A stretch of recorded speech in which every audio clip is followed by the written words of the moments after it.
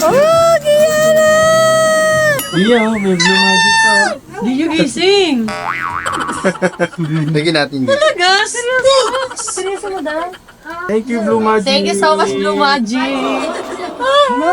Very appreciate. Grabe. Swerte pala pagtulog. Grabe, laki naman talaga, madam.